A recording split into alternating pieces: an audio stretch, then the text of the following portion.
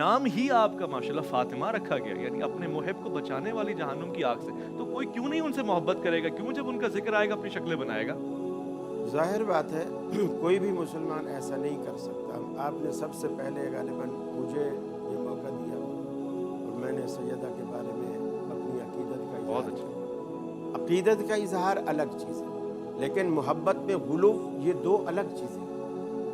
اسے کوئی بھی نہیں روکتا. سب کے کلیجے ٹھنڈے ہوتے ہیں جب صحیح حدیث کے ساتھ قرآن کی آیات کی روشنی میں صحیح بیان کیا جائے. پھر جن ہستیوں کی اللہ تعالیٰ نے حقیقی تعریفیں اتنی رکھ دی ہیں، ان ہستیوں کے لیے مجھے ملمہ سازی کرنے کی کیا ضرورت ہے؟ کوئی ضرورت نہیں. ہم تو ان لوگوں کے لیے ملمہ سازی کریں جن کی حقیقی کوئی تعریف نہ ہو، ٹھیک ہے. جن کی تعریفوں میں قرآن بھرا پڑا ہو، حدیثیں بھری پڑی ہوں، صحابہ کرام ان کے گن گاتے ہوں. ہم ان کے لیے اپنی طرف سے کیا کریں؟ جیسے قرآن مجید کے بارے میں اللہ کے حبیب نے فرمایا من قال فی القرآن برأیہ فلیتبوأ مقعدہ من النار. جو بندہ قرآن کی تفسیر اپنی رائے سے کرتا ہے، وہ چاہے مفسر ہو، اسے بھی یہ حق حاصل نہیں کہ وہ تفسیر کو رائے سے بیان. حقیقت. کوئی بندہ من قال فی القرآن برأیہ فلیتبوأ مقعدہ من النار، اسے چاہیے کہ وہ اپنا ٹھکانہ دوزخ میں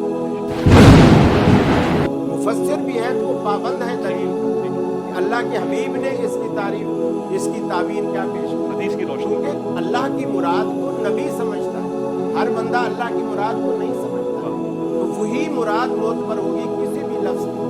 یوں تو کہنے والوں نے کہا الف لام میم، الف سے مراد اللہ ہے، لام سے مراد جبریل ہے، میم سے مراد محمد ہے.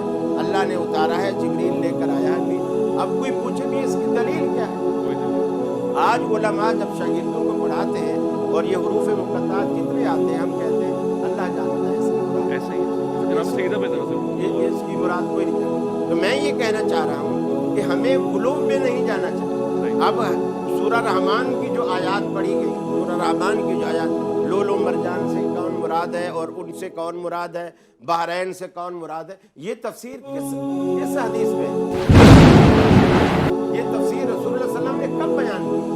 اب اپنی خود ساختہ ایک تفسیر بیان کر کے پھر ہم پر یہ ٹھپا لگا لینا کہ یہ اس کو نہیں مانتے.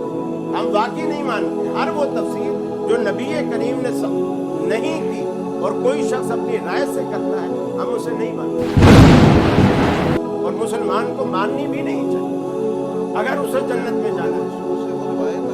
ایک منٹ مستند روایت پیش کریں. مقصد کہنے دیکھیے، تفسیر ایک علم ہے جس میں مفسر کی رائے ہوتی ہے. وہ کچھ تفسیر منصورہ ایسی ہیں معصورہ جو حدیث کو نقل کر کے سنت مسنون چیزیں لا کر پھر رسول اللہ صلی اللہ علیہ وسلم نے فلاں موقع پر اس کی یہ تفسیر کی. اب اسی طرح یہ تفسیر کرنا کسی بھی بات کی کہ ایک فاطمہ الزہرا رضی اللہ تعالیٰ عنہ آدم علیہ السلام سے لے کر عیسیٰ علیہ السلام تک جتنے انبیاء ہیں سب سے افضل. ہم کسی مرد کو انبیاء سے افضل نہیں مانتے. چاہے جائے کہ آپ خاتون جنت کو انبیاء سے افضل قرار دیں. ہم سب سے افضل ہیں، اس میں کوئی دو رائے نہیں، لیکن انبیاء سے افضل نہیں. ہم نے بھی مرنا ہے، اللہ کو جواب دینا ہے. ہماری موجودگی میں کوئی غلط بات آئے گی تو اللہ ہماری بھی غلط نہ پوچھے. علامہ کمیل مہدی صاحب، ایک تو مرج البحرین کی تنقید ہو گئی، انہوں نے روایت پہ بات کر دی ہے، یہ بھی ذرا بیان فرما دیں مستند روایت اور کیا انبیاء کی ذات کے اوپر لے کے جانا یہ کہیں بولوں تو نہیں؟ بسم اللہ الرحمن الرحیم. تو ہم نے علامہ جلال الدین سیوطی کی کتاب سے روایت پڑھی تھی، اس لیے کہ ان کا تعلق مسلک تشیع سے نہیں ہے، اس لیے ہم نے ان کا حوالہ دے کے روایت پڑھی تھی. انہوں نے اپنا ذاتی خیال نہیں لکھا، انہوں نے کہا قال رسول اللہ صلی اللہ علیہ وآلہ وسلم، اس لیے ہم نے اس حدیث کو پڑھا تھا. علامہ جلال الدین سیوطی کا اپنا ذاتی خیال کیا حیثیت رکھتا ہے؟ یعنی وہ مقام اپنے احترام پر ہیں، وہ ٹھیک ہے، لیکن تعویل کا حق اور باطن کا حق تو سوائے رسول اللہ صلی اللہ علیہ وسلم کے بیان کرنے کسی کو حق نہیں. انہوں نے اس حدیث میں لکھا تھا کہ بحرین سے مراد، یعنی حضور نے یہ فرمایا، ہم نے نہیں، حضور نے یہ فرمایا کہ بحرین سے مراد علی و فاطمہ سلام اللہ علیہما ہے، اور مرج البحرین یلتقیان بینہما برزخ لا یبغیان فبأی آلاء ربکما تکذبان یخرج منہما اللؤلؤ والمرجان. لؤلؤ سے مراد امام حسن علیہ السلام ہے، مرجان سے مراد امام حسین علیہ السلام ہے. برزخ سے مراد حضور مکرم صلی اللہ علیہ وسلم نے فرمایا میں خود ہوں، میں خود ہوں ان کے درمیان، کہ دونوں کبھی ایک دوسرے سے تجاوز نہیں کر سکتے. یہ کلام رسول صلی اللہ علیہ وسلم ہے جو انہوں نے بیان کیا ہے. ایک بات تو یہ. دوسرا یہ کہ ہم نے جو جنت البقیع والی بات ہے وہ एक तो ये कि अभी तक कोई पता नहीं है न्यूज़ का, नहीं, अगर हम खुशगुमानी में सोच रहे हैं अगर हाँ, ऐसा हो जाए तो हम उसका इस्तकबाल करेंगे ज़ाहिर ठीक है। और जब उसको मुनहदिम किया था तो हमने उस पर एहतजाज भी किया और आज तक करते हैं एहतजाज, और हमारा एहतजाज रिकॉर्ड पर है, और जब वो बन जाए अगर तो हम उसका इस्तकबाल करेंगे। लेकिन अब तक की ये मालूमात अधूरी हैं, तो हमें मालूम नहीं है कि ये होगा या नहीं होगा। तो बहरहाल जो अल्लाह ताला की मशीयत है उसके मुताबिक इंशाअल्लाह अल्लाह सुब्हानहू व तआला ने जिस तरह से अपने उमूर को चलाना है तो वो हो जाएगा, तो हो जाएगा। सुभान अल्लाह, क्या कहना। जहाँ तक गुलूफ की बात है, तो गुलूफ का मतलब ये है, गुलूफ का मतलब ये नहीं है, क्योंकि वो इशारा ज़ाहिर है कि हमारी तरफ कर रहे थे, तो मैं उन्हें जवाब दे रहा हूँ कि जो कारी साहब के दिमाग में हद बनी हुई है उससे मैंने बढ़ा दिया तो गुलूफ हो गया, ये गुलूफ नहीं है।